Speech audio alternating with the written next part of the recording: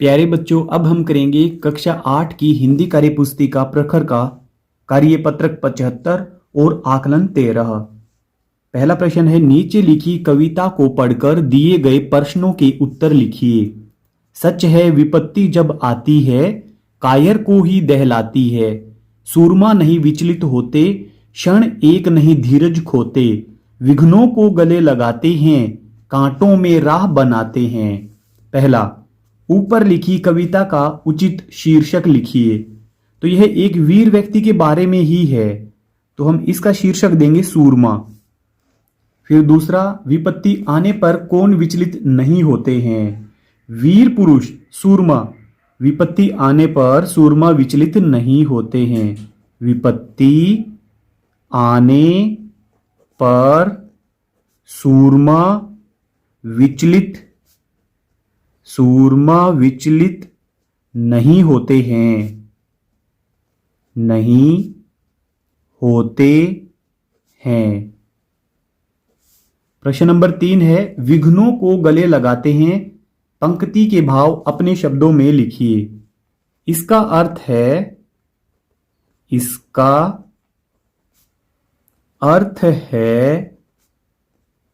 कि वीर पुरुष बाधाओं से डरते नहीं हैं।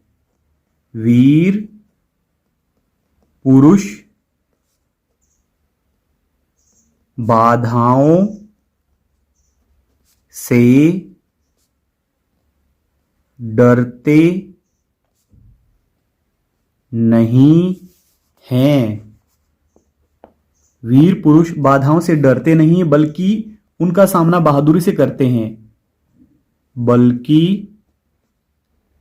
उनका सामना बहादुरी से करते हैं। समस्याओं से डरते नहीं वीर पुरुष, बल्कि उनका सामना बहादुरी से करते हैं और उनसे पार पाने का रास्ता ढूंढते हैं।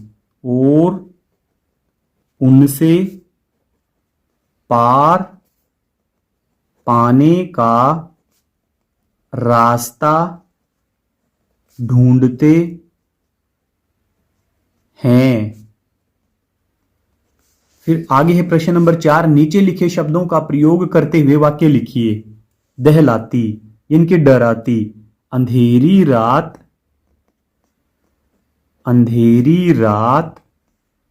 दहलाती है। अंधेरी रात दहलाती है। विपत्ति, हमें विपत्ति का सामना करना चाहिए। हमें विपत्ति का सामना करना चाहिए। हमें विपत्ति का सामना करना चाहिए। फिर है धीरज। वीर पुरुष धीरज से काम लेते हैं। धीरज से काम लेते हैं। फिर है क्षण। हमें हर क्षण का सदुपयोग करना चाहिए। सदुपयोग करना चाहिए। फिर आगे इसमें बता रखा है 5वां, इसी भाव की कोई दूसरी कविता का संकलन कर अपनी अभ्यास पुस्तिका तथा पोर्टफोलियो में लिखिए। आगे है आकलन 13। आकलन 13 में है, निम्नलिखित गद्यांश को पढ़कर दिए गए प्रश्नों के उत्तर दीजिए। रविवार को तन्मय अपने गांव गया। तन्मय अपनी मां के साथ तांगे पर बैठकर गया। तभी आंधी आ गई, बूंदें भी गिरने लगी। तन्मय ने पहली बार आंवले के पेड़ और गेहूं के खेत देखे। उसने 5 ऊंट भी देखे। वहां एक कुआं भी था। तभी कुएं के पास की झाड़ियों में से एक सांप निकला। सांप को देखकर तन्मय ने डर कर आंखें मूंद ली। सांझ होने से पहले तन्मय अपने गांव पहुंच जाना चाहता था। पहला, झाड़ी शब्द का बहुवचन है। तो झाड़ियां, ये वाला सही है। फिर दूसरा, शुद्ध वर्तनी वाला शब्द छांटिए, तन्मय, ये वाला सही है। ऊपर भी यहां पे बता रखा है तन्मय। तीसरा, वहां 5 ऊंट बैठे थे, रेखांकित पद में समास है, तो यहाँ पे द्विगु समास है। संख्या वाले जो शब्द होते हैं तो उनमें द्विगु समास होता है। तन्मय अपने माता पिता के साथ तांगे में बैठ गया, रेखांकित पद में समास विग्रह है। यहाँ पे रेखांकित शब्द है माता पिता, तो इसका विग्रह होगा माता और पिता। फिर प्रश्न नंबर 5, गद्यांश के अनुसार क्रम का मिलान करिए। रविवार को तन्मय अपने गांव गया, ये सबसे पहला वाक्य है। और फिर है, रास्ते में आंधी आ गई, ये दूसरा वाक्य होगा। वहां एक कुआं भी था, ये होगा तीसरा वाक्य। फिर है प्रश्न नंबर 6, उक्त गद्यांश में से 2 प्रश्न बनाइए। तो एक प्रश्न हम बना देंगे, तन्मय अपनी मां के साथ कहां गया? तन्मय अपनी मां के साथ कहां गया? एक प्रश्न तो ये वाला है। और हम बना देंगे, तन्मय ने कुएं के पास क्या देखा? तन्मय ने कुएं के पास क्या देखा? कुएं के पास क्या देखा?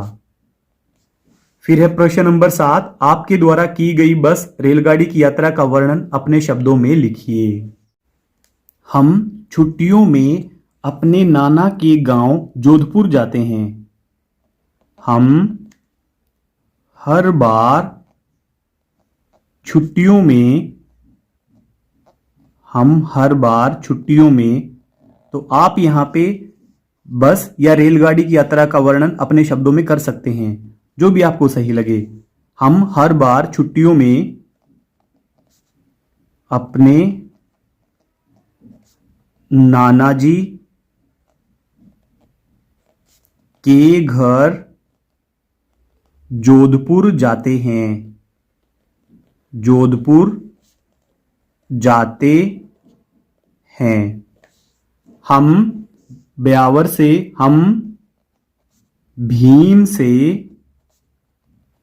अजमेर तक बस में, अजमेर तक बस में, और आगे की यात्रा रेलगाड़ी से करते हैं।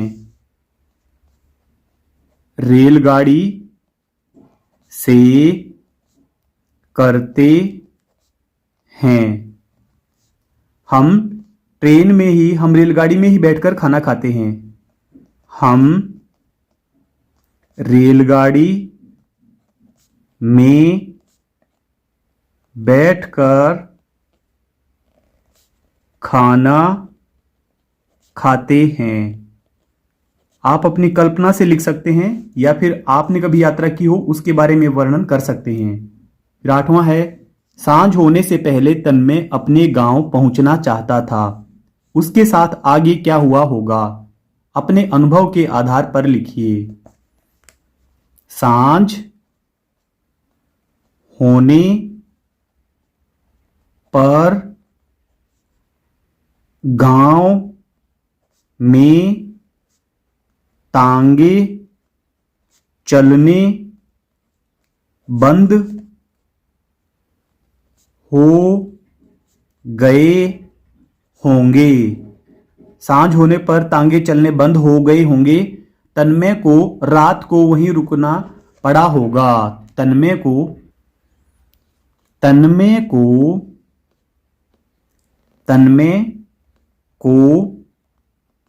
रात में वहीं रुकना पड़ा होगा। तो तन्मय वहीं रुका होगा रात को। फिर है 9वां प्रश्न, यदि आपको लंबी दूरी की यात्रा करनी है तो आप किन यातायात साधनों का उपयोग करेंगे? लिखिए। लंबी दूरी की यात्रा रेलगाड़ी से सबसे अच्छी रहती है। रेलगाड़ी और बस से। बस से। इस वीडियो के डिस्क्रिप्शन में मिलेंगे आपको हिंदी, गणित और अंग्रेजी विषय की वर्कबुक का लिंक। तो लिंक पर क्लिक करके आप पूरी वर्कबुक का हल एक साथ देख सकते हैं। अगर आपको हमारी वीडियो अच्छी लगती है तो चैनल को सब्सक्राइब जरूर कर लें। Thank you.